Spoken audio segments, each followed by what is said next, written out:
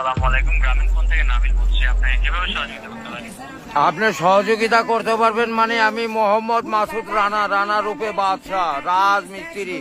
আমি নরসিংদী থাকি। আমার টাকা তোলার সাথে সাথে আপনি কাটালেন, আর আপনাকে আমি বাকি পাওনা তুলে দিয়ে তারপরে আমি ব্যালেন্স করে কথা বলি, আমার মায়ের সঙ্গে কথা বলি। কেন টাকা পাই না আমি? এর কারণ কি?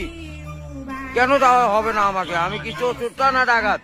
আপনার সমস্যা সমস্যাই তো। আপনার সমস্যা any problem don't disturb, okay understand. আপনি যখন লোন লাগবে তখন লোন দিবেন এই নাম্বারে।